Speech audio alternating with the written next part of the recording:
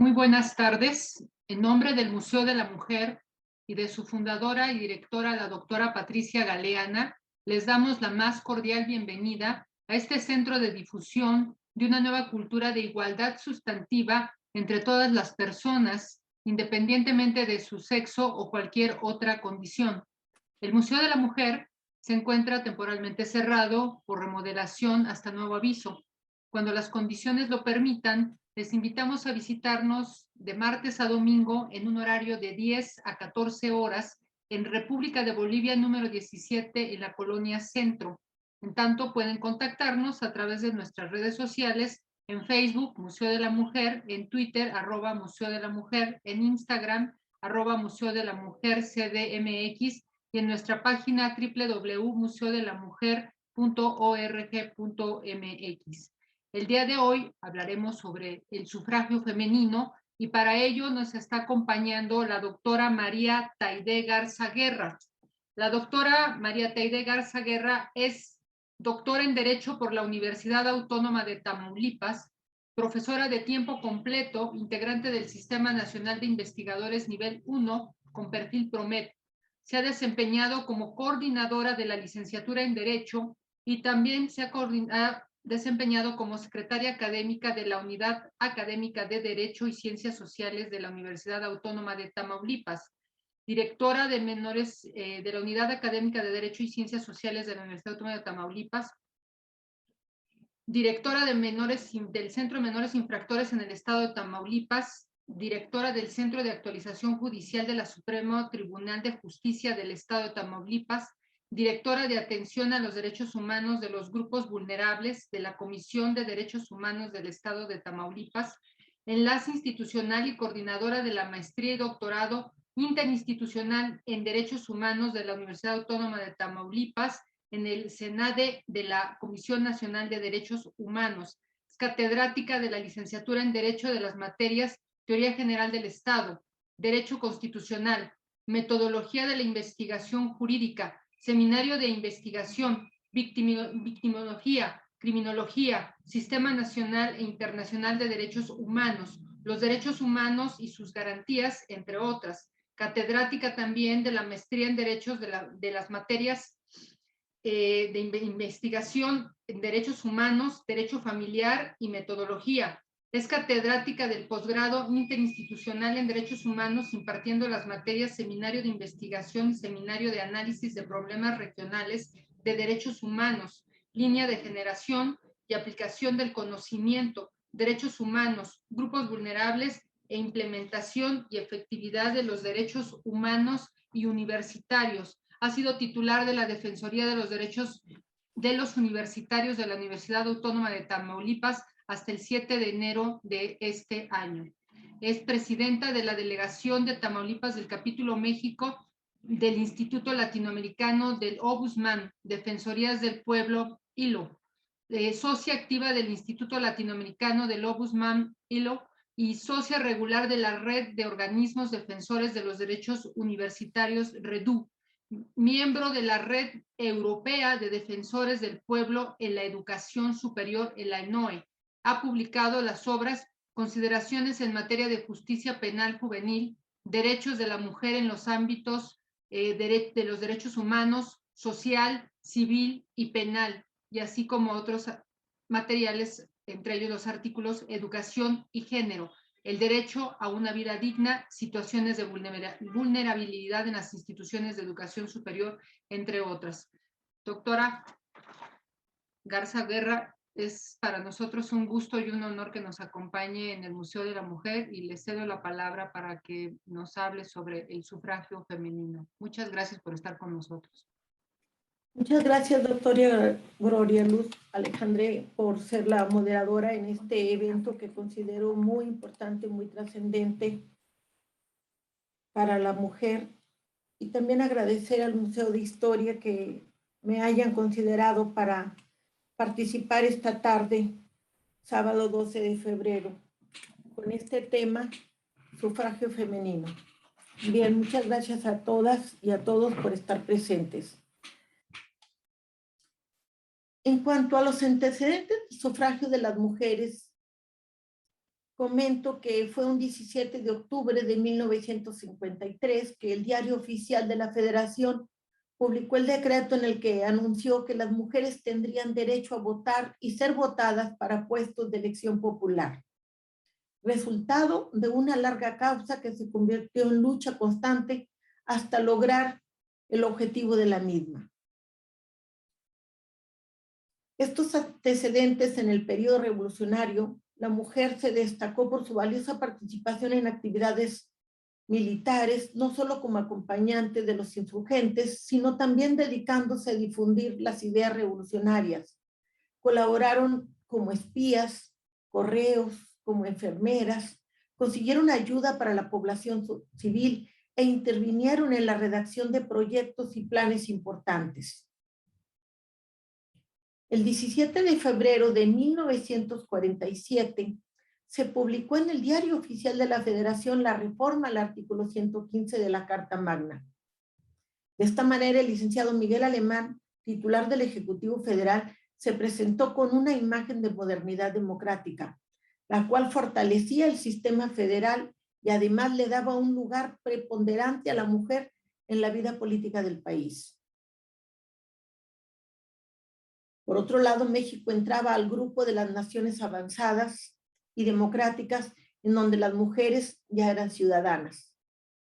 El primer paso estaba dado y las mujeres comenzaron a participar activamente en la vida política de los municipios y en general en todos los aspectos de la vida pública. Cuando el licenciado Adolfo Ruiz Cortines fue elegido candidato para el periodo presidencial, las mujeres de ese partido organizaron una asamblea en la que solicitaron la igualdad de derechos políticos para las mujeres en abril de 1952. El licenciado Adolfo Ruiz Cortines marcó su posición con respecto a ellas.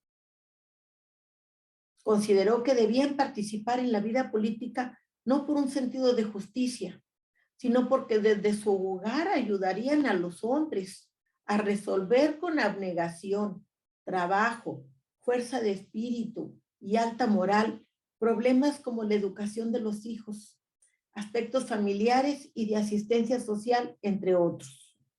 O sea, es bien importante considerar en estos antecedentes cómo justificó el titular del Ejecutivo Federal el que las mujeres pudieran ser consideradas jurídicamente para votar. Fue así como participaron en campañas de alfabetización, lucharon por el incremento de la producción y la resolución de problemas de vivienda, alimentación, vestido, medicinas, es decir, todo aquello que cotidianamente solucionan las madres de familia, esposas y amas de casa mexicanas.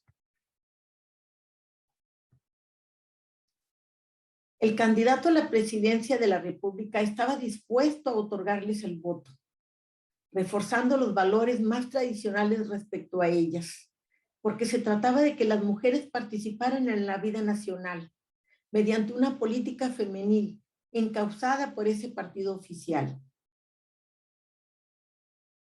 Sin embargo, es importante mencionar que los contendientes del licenciado Adolfo Ruiz Cortines también plantearon la posibilidad de otorgar el derecho al sufragio para las mujeres, aunque con diferencias de enfoque.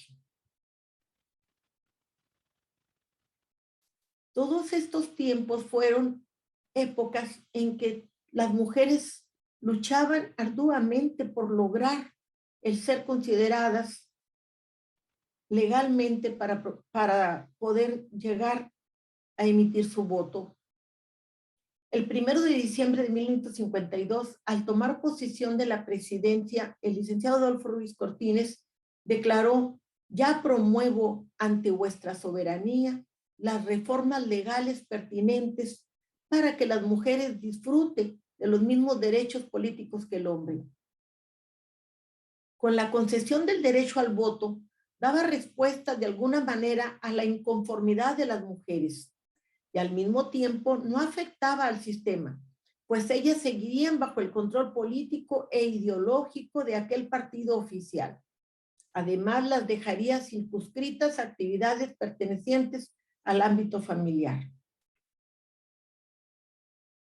Fue así que las mujeres accedieron legalmente a formar parte de la vida pública frente a la política de México. Se les otorgó el voto en un contexto en donde no había libertades democráticas, con lo cual se liquidó toda posibilidad de un ejercicio democrático dentro de la política en un contexto en el que no había voces disidentes que cuestionaran la función de las mujeres, únicamente aquel esencialmente familiar y privado. De esta forma lograron obtener el voto. Para ellas, en esa época fue un gran logro y un avance político.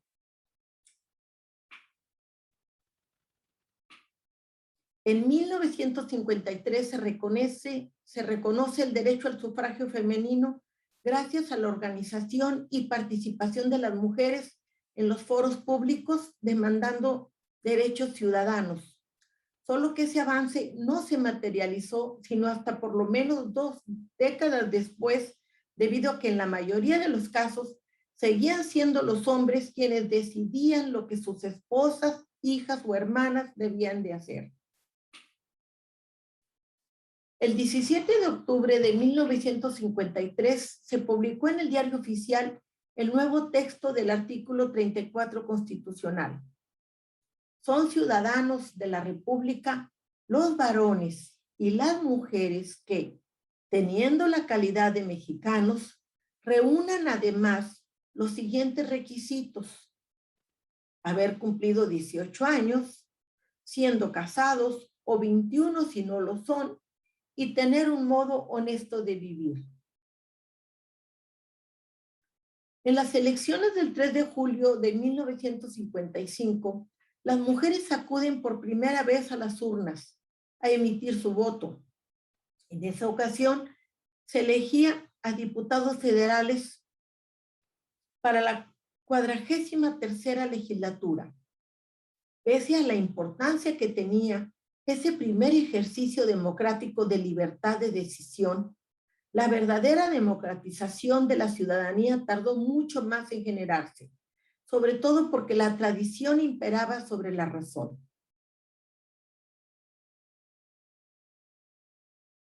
Muchas mujeres sufrían un severo nivel de represión familiar que les impedía acudir a las urnas, y otras simplemente manifestaban la voluntad que los hombres de la casa les sugerían que debían expresar. Se considera que fue hasta los años 70 cuando en realidad las mujeres empezaron a emitir su voto, ya que en el mundo se daba una revolución ideológica y política como consecuencia de la filosofía de la liberación. En esos años se constituyó el concepto de género como categoría de análisis para explicar los mecanismos de opresión, y a partir de ahí se abrió la posibilidad de equidad, lo que en la práctica sembró la semilla de la democracia, entendida esta como la igualdad de los géneros, conservando las diferencias biológicas, entre otras. Sufragio femenino significa también el reconocimiento a la igualdad en la participación política, el que cada mujer pueda decidir sobre su vida, y además acepta la posibilidad de la elección de mujeres para estar en cargos de representación pública, derecho ejercido anteriormente solo por hombres, a pesar de que la representación proporcional es en promedio del 50%. En los años 90, la reivindicación de los derechos va más allá. Inicia la lucha contra la violencia, esa que día a día se ejerce en las casas por medio de golpes, palabras o actitudes, esa que día a día maltrata a muchas mujeres que dan todo por sostener sus hogares a costa de su integridad. Inicia entonces el reconocimiento de la pluralidad, la tolerancia y el respeto. Por lo que en los siglos XXI, después de esta lucha constante por tener el derecho a votar y ser votada, la mujer ha logrado el reconocimiento pleno de sus derechos fundamentales. Logro de derecho, y de hecho continúa su gestión en pro de la equidad de oportunidades en todos los aspectos, y en especial la obtención de espacios reconocidos dentro de la política pública. Si bien es cierto que se cuenta con un marco jurídico constitucional de los derechos de la mujer, mencionaré por algunos instrumentos internacionales, como la Convención sobre la Eliminación de todas las formas de discriminación contra la mujer, denominada por sus siglas CEDAW. El 23 de marzo de 1981, la convención fue ratificada y se promulgó en el Diario Oficial de la Federación el 12 de mayo de 1981. Entró en vigor internacionalmente el 3 de septiembre de ese mismo año. De igual forma, la Declaración sobre la Eliminación de la Violencia contra la Mujer, Resolución de Asamblea General 48-104 del 20 de diciembre de 1993. Estos instrumentos internacionales han sido fundamentales en la aplicación del derecho en este país. También tenemos la Convención Interamericana para Prevenir, Sancionar y Erradicar la Violencia contra la Mujer, lo que denominamos la Convención de Belén do Pará, de la Organización de Estados Americanos, del 12 de noviembre de 1998. La convención fue ratificada y se promulgó en el Diario Oficial de la Federación el 19 de enero de 1999. Entró en vigor internacionalmente el 5 de marzo de 1995. Todos sabemos que nuestro país, con sustento al 133 constitucional, viene a ratificar estos instrumentos internacionales que son fundamentales para darle vida a los derechos de la mujer en el país. Ahora bien, el derecho al sufragio se encuentra reconocido en la Constitución Política de los Estados Unidos Mexicanos. En el artículo 35, son derechos de la ciudadanía y señala votar en las elecciones populares, poder ser votada en condiciones de paridad para todos los cargos de elección popular, teniendo las calidades que establezca la ley. El derecho de solicitar el registro de candidatos y candidatas ante la autoridad electoral corresponde a los partidos políticos, así como a los ciudadanos y a las ciudadanas que soliciten su registro de manera independiente y cumplan con los requisitos, condiciones y términos que determine la legislación.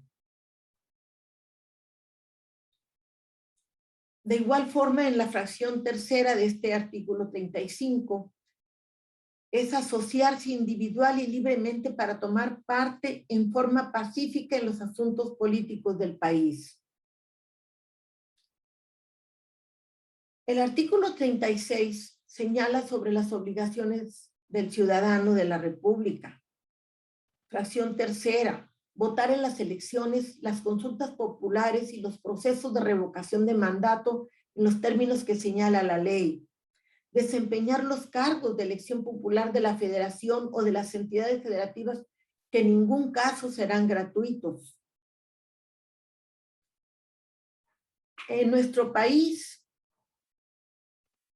tenemos la participación pluripartidista. Esto viene a fortalecer el ejercicio democrático. El pueblo ejerce su soberanía por medio de los poderes de la Unión, en los términos respectivamente que establece la Constitución de 1917.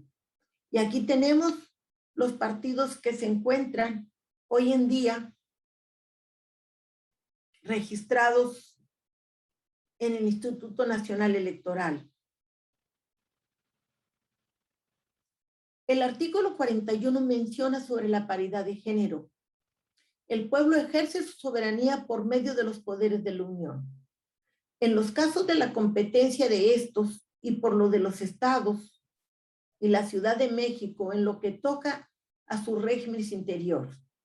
en los términos respectivamente establecidos por la presente Constitución Federal y por los particulares de cada estado y de la Ciudad de México, los que en ningún caso podrán contravenir las estipulaciones del Pacto Federal.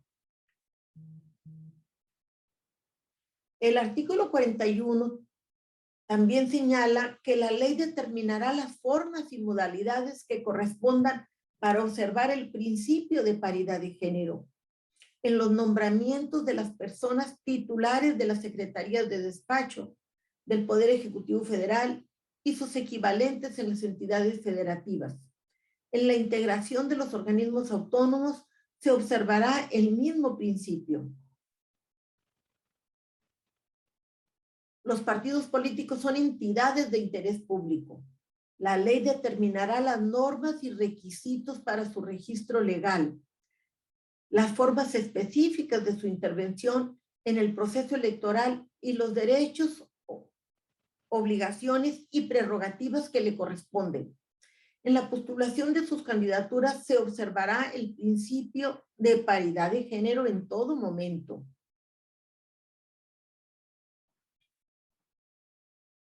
Es muy importante el logro que se ha obtenido en nuestro país con las reformas constitucionales al llevar a la cultura de la legalidad este principio de paridad de género. Y los resultados los hemos observado. El pasado 6 de junio del 2021 se llevaron a cabo en México las elecciones más grandes hasta el momento realizadas. Esto por el número de cargos de elección popular a renovarse. Antes de las elecciones del 2021, solo 2 gobiernos estatales, la Ciudad de México en las elecciones del 2018 y Sonora en elecciones de 2015, se encontraban encabezados por mujeres en funciones. Como resultado de los últimos comicios realizados por primera vez en la historia, 6 mujeres ganaron el puesto a gobernadoras en las entidades federativas. Es decir, de las 15 gobernaturas en proceso, Baja California, Campeche, Chihuahua, Colima, Guerrero y Tlaxcala, el 40% de estas fueron ganadas por mujeres. Eso es muy importante por la lucha histórica de las mujeres, por los logros que las mujeres han venido haciendo en el transcurso de la historia y que afortunadamente fueron reconocidas en la Constitución. En el caso de las diputaciones federales, el avance hacia la paridad es más visible.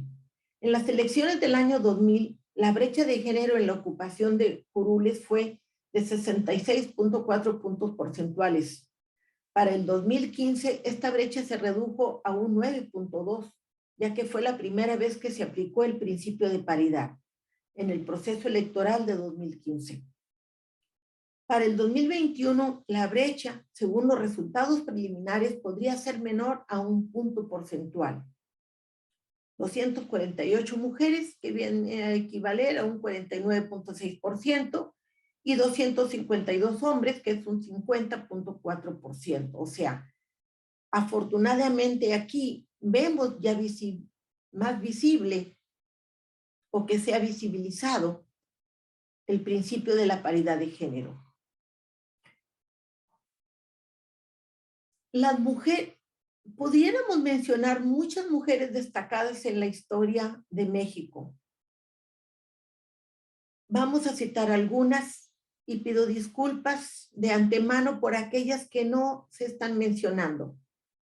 Pero por citar, vamos a señalar a doña Leona Vicario, a doña Josefa Ortiz de Domínguez, a Juana Inés de Asbaje y Ramírez de Santillana, a María del Carmen Cerdán Alatriste, a Estefanía Castañeda Núñez de Cáceres, a Amalia González Caballero de Castillo Ledón, Margarita Maza, Frida Kahlo, entre muchas otras mujeres revolucionarias y posrevolucionarias, conservadoras, liberales, hasta nuestros días.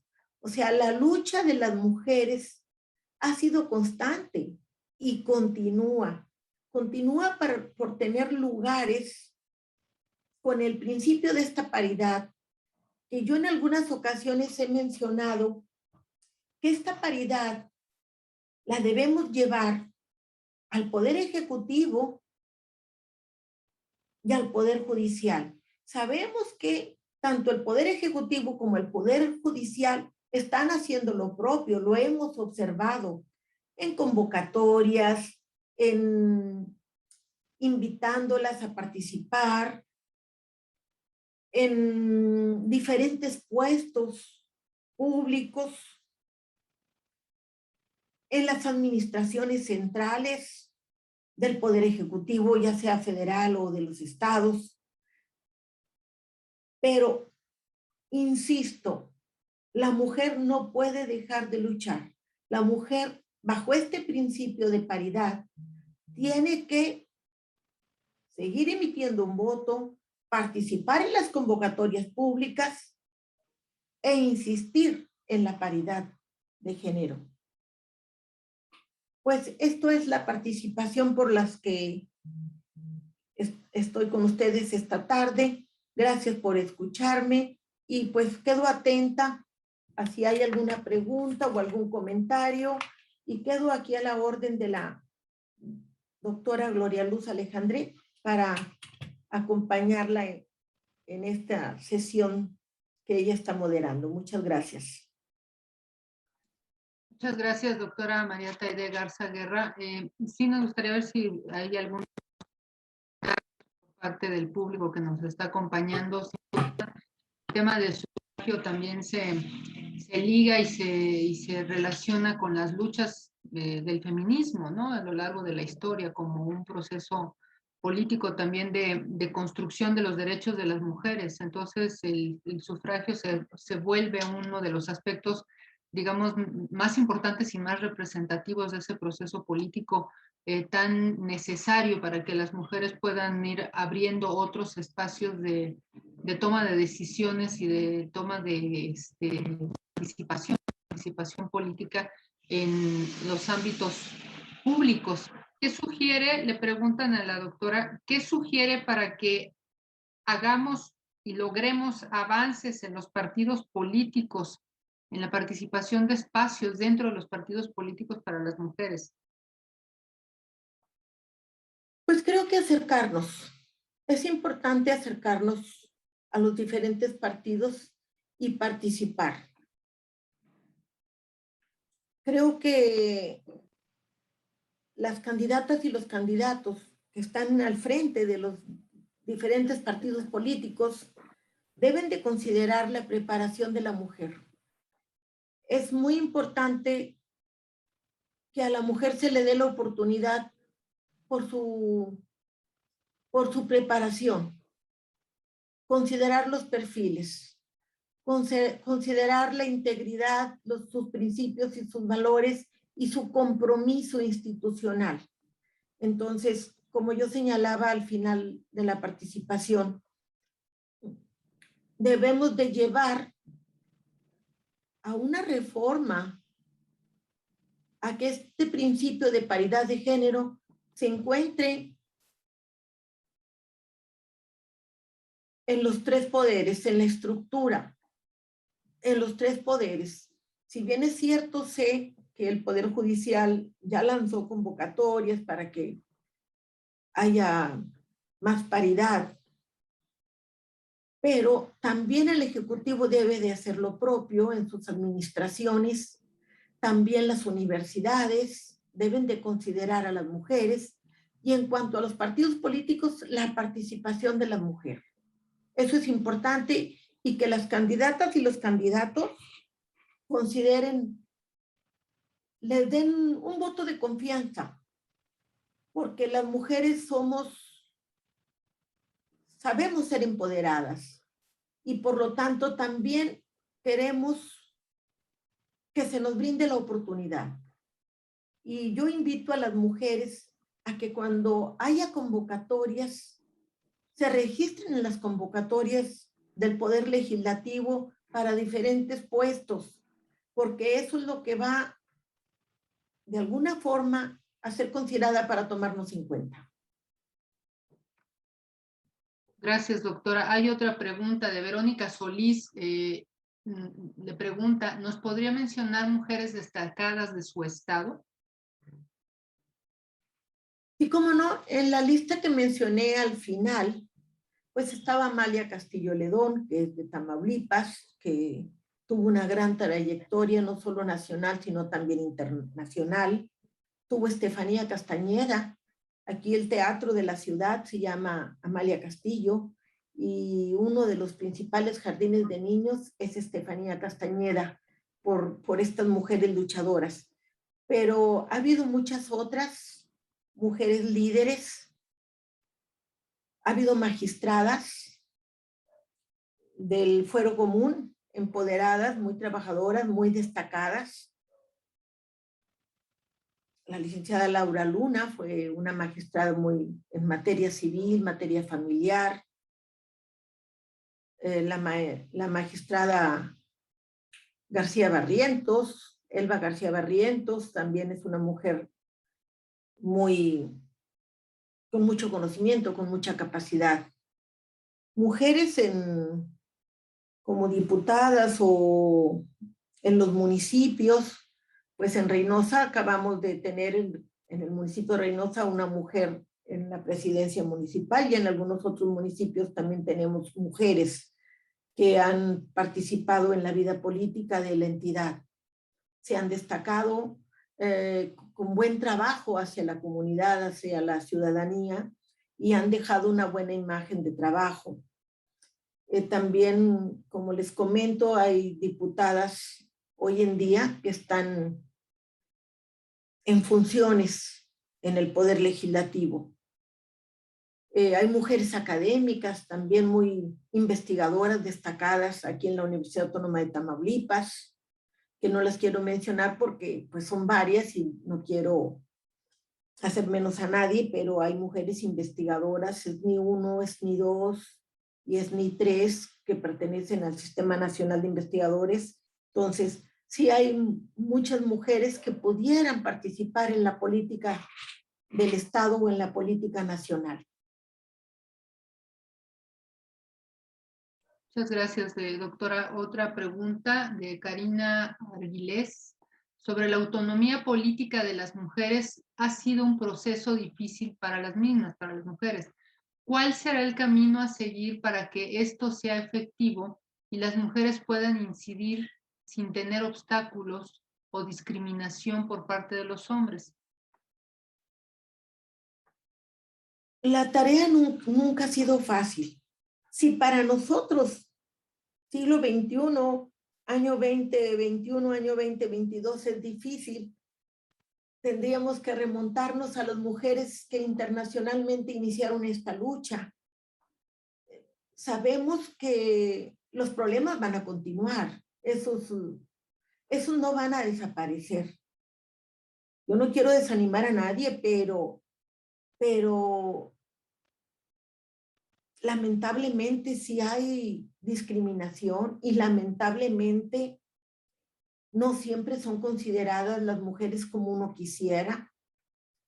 Por eso yo insisto en que seamos nosotros como mujeres las que nos empoderamos y que salgamos a buscar la oportunidad, que participemos activamente en los partidos políticos, que cuando hay una convocatoria que saca el Congreso del Estado, manifestarnos y estar presentes.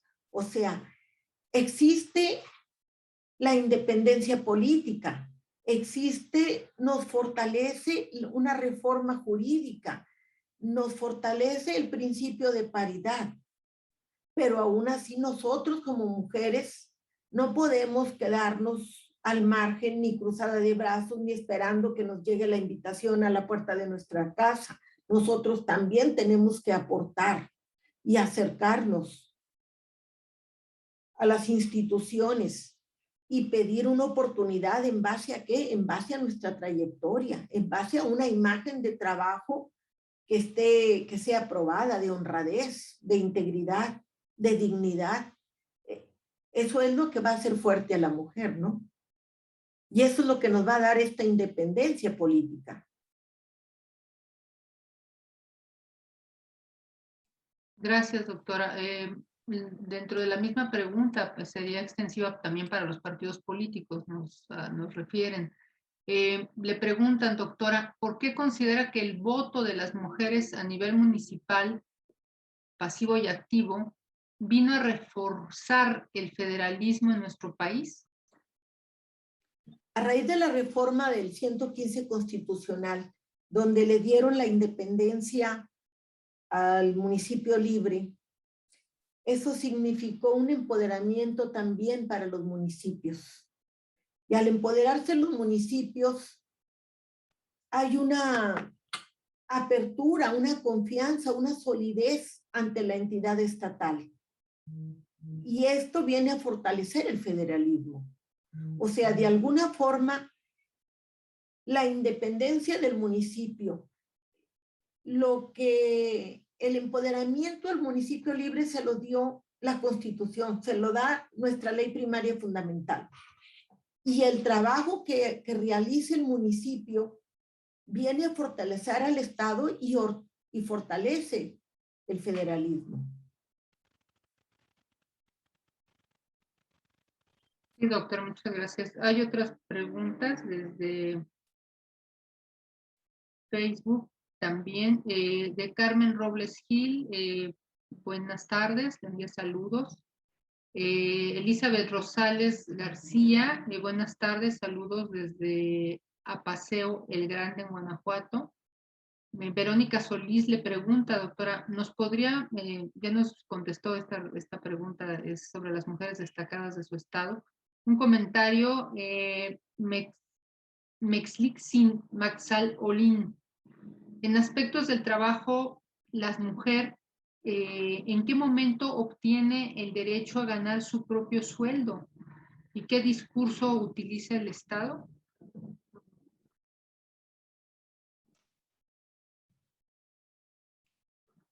Antes de que las mujeres estuvieran reconocidas en la Constitución como ciudadanas, antes de que las mujeres se les reconociera su derecho al voto, las mujeres no tenían derechos civiles, políticos, económicos.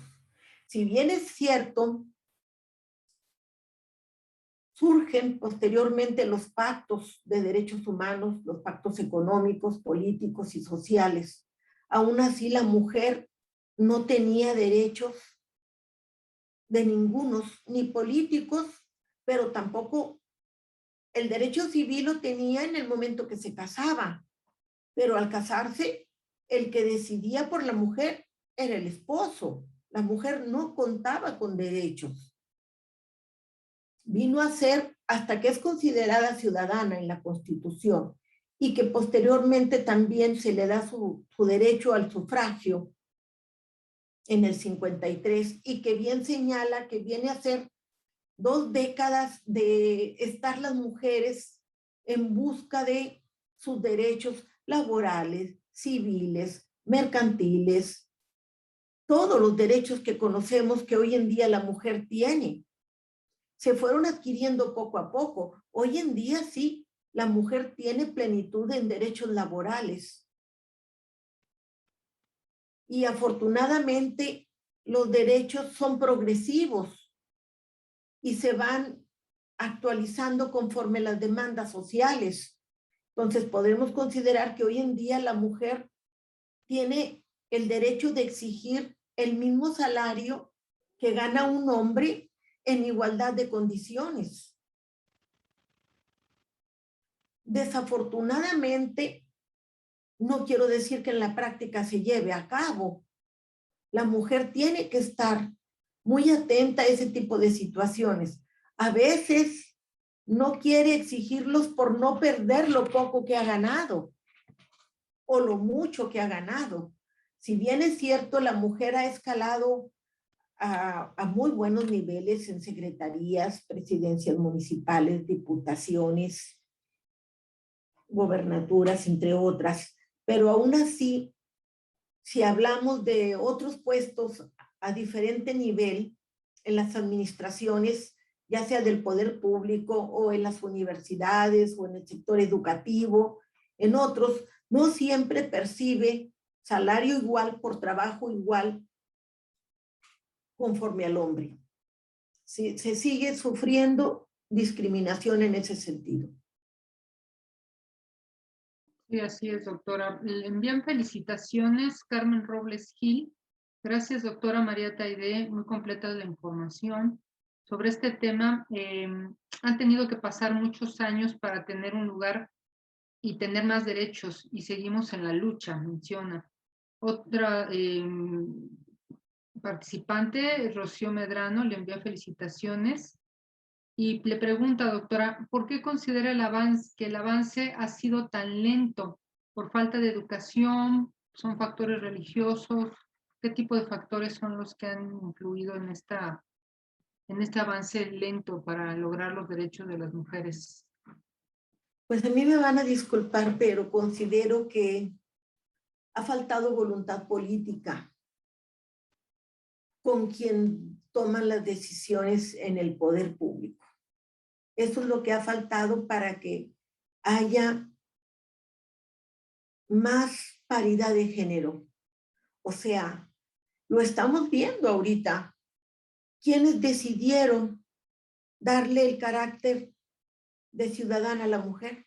Los titulares de los ejecutivos en su momento. ¿Quiénes decidieron posteriormente permitir el sufragio de la mujer? Los titulares del ejecutivo.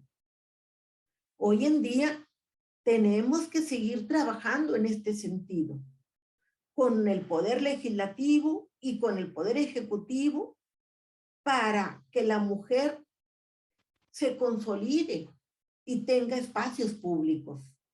Y igual remuneración, igualdad en salarios, y un respeto y un trato digno, y los organismos como el CONAPRED y todas estas instituciones de transparencia apoyan, ayudan, pero a veces no es suficiente. Tenemos que seguir luchando en esta lucha de la mujer por conquistar, lograr buenos espacios.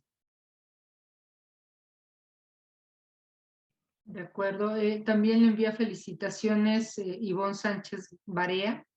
Le pregunta a Carly Salguero, doctora, ¿usted cree que el voto a la mujer se dio en el momento correcto? Recuerdo haber leído a algunas autoras de la época del sufragio femenino que opinaban cómo no se debía dar el voto a la mujer porque la mayoría estaba atenida a las opiniones y acciones de sus esposos, por lo que los votos de las mujeres serían manipulados por los hombres al final del día.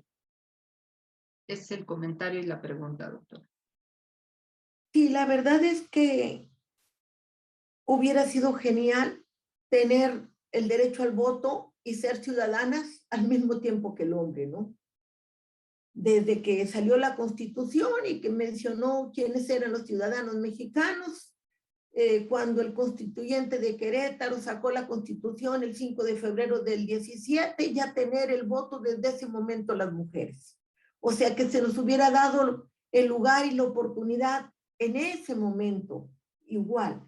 Y no fue así, fue prácticamente 40 años después, y aún así se dio diciendo, bueno, es que se le va a dar porque va a estar muy atenta a la familia, porque va a seguir cuidando a la familia, se le va a dar porque es la que va a educar, va a cuidar, va a alimentar, va a proveer la salud, etcétera, etcétera, etcétera. Pero no porque se le reconociera un derecho, era porque de alguna forma iba a seguir ayudando a la familia dentro del hogar.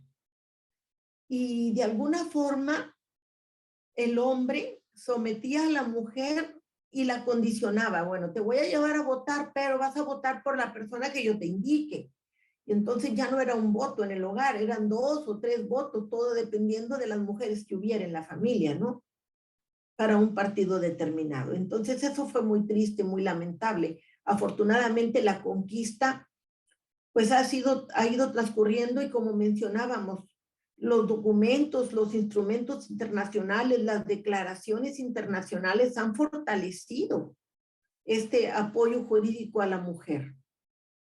O sea, hemos visto cuántos casos se han ganado en resoluciones de la Corte, dando el apoyo a la mujer. Ahorita vemos cuántas ministras hay, ya hay una real paridad, entonces eso ha sido muy bueno, que haya más ministras, que ya haya más jueces federales y que en los estados también se consideren de esa manera. Por eso la mujer debe de seguirse preparando para poder aspirar a todos estos cargos públicos. De acuerdo. Otra pregunta de Anaí Álvarez. Buenas tardes. ¿Qué perfiles son los idóneos para la participación de las mujeres dentro de la política? Pues creo que un principio importante es el de la integridad, la honradez. Creo que el que a las mujeres les caracterice ser íntegras, ser honestas, estar preparadas, de alguna forma apoyar a los demás, a sus semejantes. Creo que las características de la mujer, el ser más humanas, claro, no hago de lado la preparación es muy importante. Ya no debe uno quedarse en una licenciatura, debes continuar a una maestría, un doctorado y aún así especializarte en diferentes ramas. Pero una característica importante es su honradez, su integridad para poder que se destaque como una persona honesta, íntegra. Las personas la van a seguir a las mujeres si se destacan por sus principios y por sus valores, ¿no? De parte de Elizabeth Rosales García, le envía felicitaciones. Edith Herrera también le envía felicitaciones. Brenda Pereira pregunta, como docente de educación básica, ¿se puede impactar en el ámbito educativo? Supongo que lo refiere con relación a los procesos políticos. No está muy clara su pregunta. ¿Como docente de educación básica se puede impactar en el ámbito educativo quizá para favorecer la participación política de las mujeres a futuro? Creo que sí. Los docentes, los profesores de cualquier nivel de tipo medio, tipo básico, tipo medio, tipo superior, le digo tenemos porque su servidora también es profesora en la universidad, tenemos el privilegio de influir en nuestros estudiantes. ¿Cómo? Con buenas acciones, con un buen trabajo que realicemos. Entonces, sí se puede influir porque de alguna forma válgame la redundancia, de alguna forma estamos formando a los estudiantes a cualquier nivel, desde preescolar, primaria, secundaria, preparatoria, universidad, estás formando a los estudiantes y puedes hacerles saber lo importante que es su preparación y formarlos para un futuro. Estamos formando profesionales desde sus inicios. Entonces, sí se puede influir en el nivel, en el tipo básico de educación en los estudiantes para encauzarlos, no precisamente en una política, pero sí en los valores cívicos de su estado. Y eso es importante.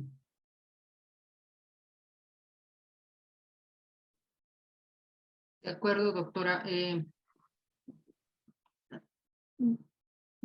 En Zoom quisiéramos ver si hay algunas otras participaciones. En Facebook no tenemos ya participaciones. Si usted quisiera hacer alguna recapitulación, doctora, de este importante día y de esta importante conferencia que usted nos está brindando con relación al sufragio femenino.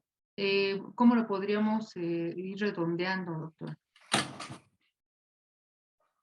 Pudiéramos resumir que es importante que nosotros como mujeres valoremos la lucha de las mujeres que nos antecedieron. No podemos hacer un lado esa lucha de la mujer hasta lograr el sufragio femenino. Hoy en día el sufragio se logró. Tenemos no solo el sufragio, sino la reforma constitucional y los principios como el de paridad de género. Entonces, resumiendo en ese sentido, yo exhorto e invito a las mujeres a que nos preparemos, a que seamos eficientes, competitivas, que seamos excelentes colaboradoras, que seamos formadoras de personas, que ahorita, como señalo, cuando estamos en el ámbito educativo, formarlos en valores cívicos, pero no solo de tu entidad, sino de tu país, hacerlos reflexionar sobre todo lo que hay y sobre el compromiso que tenemos como personas, como servidores o servidoras públicas. O sea, tenemos un gran compromiso con la ciudadanía. También tenemos un gran compromiso con nuestras entidades federativas a donde pertenecemos. Entonces, por lo tanto, tenemos que seguir colaborando desde donde nos encontremos, de donde estemos, colaborando con los elementos y herramientas que tengamos a nuestro alcance. Eso es importantísimo, eso es fundamental. Esto no se va a lograr fortalecer si damos la espalda o si negamos el hecho de que no se va a lograr el abstencionismo, el anular situaciones que sabemos que tenemos que hacer para un trabajo de equipo, enseñarnos a hacer trabajo en equipo para lograr ser más exitosas. Todo esto es importante. El logro del sufragio, el sufragio femenino en nuestro país es fundamental para lograr conquistas de personas que lleven a nuestro país, a nuestro estado, al municipio en donde nos encontremos, a lograr un éxito en un desarrollo económico del país, en un desarrollo, en una armonía política, en un desarrollo económico, en un ambiente pues más de sustentabilidad. O sea, nosotros tenemos que observar lo importante que es el prepararnos y el trabajarnos en una lucha constante. Pudiéramos decir que hasta en un activismo social, pero positivo dentro de nuestras entidades. De acuerdo, doctora. Es muy completa la información que usted nos está dando, pues haciendo también un recordatorio, remembranza de este 12 de febrero con relación al año de 1947, que usted ya lo había mencionado, donde se publica en el Diario Oficial de la Federación el decreto que adiciona al artículo 115 constitucional y que otorga la ciudadanía restringida a las mujeres para votar y ser votadas en elecciones municipales, que es este aspecto tan importante y relevante que usted nos refiere con relación también al fortalecimiento del federalismo en México. Bien, si no hubiera algunos otros comentarios, pues estaríamos concluyendo esta conferencia sobre el sufragio femenino en México. Y voy a leer el reconocimiento que le otorga el Museo de la Mujer y la doctora Patricia Galeana como directora del mismo. Leo: el Museo de la Mujer otorga el presente reconocimiento a la doctora María Taide Garza Guerra de la Universidad Autónoma de Tamaulipas por la impartición de la conferencia El sufragio femenino en México, con fecha 12 de febrero del año 2022, emitido en la Ciudad de México. Atentamente, doctora Patricia Galeana, fundadora y directora del Museo de la Mujer. Muchísimas gracias, doctora Taide, por sus comentarios, por sus precisiones con relación al sufragio femenino en México. Y muchísimas gracias al público que nos acompaña a través de Facebook y a nuestros participantes a través de Zoom en esta conferencia. De mi parte sería todo, y agradecer de nueva cuenta a la doctora Taide por su participación, y a todos ustedes, a todos ustedes por acompañarnos el día de hoy en esta presentación. Muchísimas gracias, muy buenas tardes, en nombre del Museo de la Mujer y de la doctora Patricia Galeana, directora y fundadora del mismo. Muy buenas tardes, hasta pronto.